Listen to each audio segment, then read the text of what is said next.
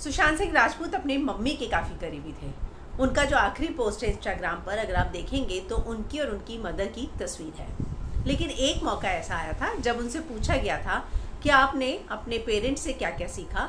उसके जवाब में उन्होंने जो जवाब दिया वो इतना इंटेलिजेंट जवाब दिया कि सभी का दिल जीत लिया। वो बोले, मैंने अपनी मम्मी से बहुत सीखा है, ये मैं बात मानता हूँ, लेकिन मैंने अपने पिता से क्या सीखा है इसको मैं बहुत कम शब्दों में बयां करूँगा।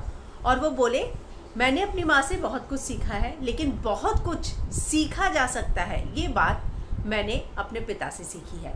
तो उन्होंने जो इंटेलिजेंट जवाब दिया उससे जो है सभी काफ़ी खुश हो गए और वहाँ पर तालियां बजने लगी और पूरा हॉल जो है तालियों से गूंज उठा। तो कुछ इस तरह से इंटेलिजेंट जवाब देने वाले शख्स में शामिल थे सुशांत सिंह राजपूत। अगर आप उनके पुराने इंटरव्यूज़ भी देखेंगे तो आप देखेंगे कि वो बहुत ही नपे तुले शब्दों में बात करते थे, लेकिन उन कम बातों में भी वो बहुत कुछ कह जाते थे। अपने निधन से कुछ दिन पहले ही उन्होंने अपने घर पर अपने पिता के हालचाल के लिए फ़ोन किया था और जैसा कि खबरों में भी आया था कि उनको जो है लगातार इस बात की चिंता सताती थी कि उनके पिता जो है वो अपना ध्यान रखते हैं या नहीं, क्योंकि लॉकडाउन के दौरान जो है उनको इस बात की चिंता रहती थी कि पिता कहीं बाहर तो नहीं जाते, वो दवाइयाँ जो है समय पर लेते हैं या नहीं।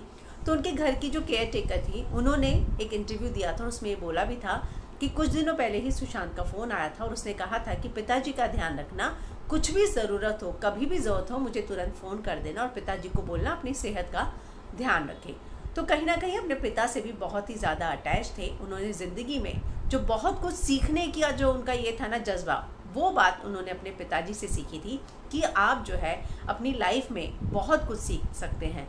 आपने देखा होगा कि किस तरह से जो है सुशांत सिंह राजपूत को हर टॉपिक पर बात करा लो, वो हर टॉपिक पर बहुत अच्छे से डिस्कशन कर सकते थे, बात कर सकते थे और उनसे मिलने के बाद हर शख्स यही बोलता था कि आप जो है सुशांत के साथ किसी भी मुद्दे पर बात कर सकते हैं। तो मुझे लगता है कि उनको ये जो गुण है वो अपने पिता से ही मिला था।